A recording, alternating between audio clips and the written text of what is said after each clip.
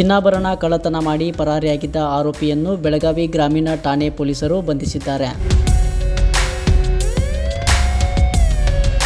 ಬೆಳಗಾವಿ ಬೋವಿಗಲ್ಲಿಯ ನಿವಾಸಿ ನೀಲೇಶ್ ಸುತಾರ್ ಎಂಬ ಆರೋಪಿಯನ್ನ ಬಂಧಿಸಿದ್ದು 2026ರ ಜನವರಿ 1ರಂದು ಮಂಡೋಳಿ ರಸ್ತೆಯ ಭವಾನಿನಗರದ ತಮ್ಮ ಮನೆಯಿಂದ ಚಿನ್ನಾಭರಣ ಕಳ್ಳತನವಾಗಿದೆ ಎಂದು ರೋಹನ್ ಜಾಧವ್ ಎಂಬುವರು ಗ್ರಾಮೀಣ ಠಾಣೆಗೆ ದೂರು ನೀಡಿದರು. ಈ ಕುರಿತು ತನಿಖೆ ಕೈಗೊಂಡಿದ್ದ ಪೊಲೀಸರು ಸಂಶಯ ವ್ಯಕ್ತಪಡಿಸಿ ನೀಲೇಶ್ ಸುತಾರ್ ಎಂಬಾತನನ್ನು ವಶಕ್ಕೆ ಪಡೆದು ವಿಚಾರಣೆ ನಡೆಸಿದ್ದಾರೆ. ರೋಹನ್ ಜಾಧವ್ ಮತ್ತು ಮಚ್ಚಯ್ಯ ಲಕ್ಷ್ಮೀ ದೇವಲಾಪುರ್ ಎಂಬುವರ ಮನೆಯಲ್ಲಿ ಕಳ್ಳತನ ಮಾಡಿರುವುದಾಗಿ ಆರೋಪಿ ವಿಚಾರಣೆ ವೇಳೆ ಒಪ್ಪಿಕೊಂಡಿದ್ದಾನೆ.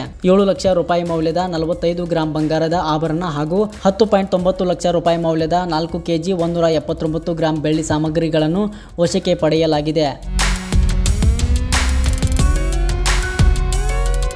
ಈ ಪ್ರಕರಣದಲ್ಲಿ ಇನ್ನಷ್ಟು ಆರೋಪಿಗಳು ಶಾಮೀಲಿದ್ದು ಅವರ ಪತ್ತೆಗೆ ಕ್ರಮ ವಹಿಸಲಾಗಿದೆ ಎಂದು ಪೊಲೀಸರು ತಿಳಿಸಿದ್ದಾರೆ.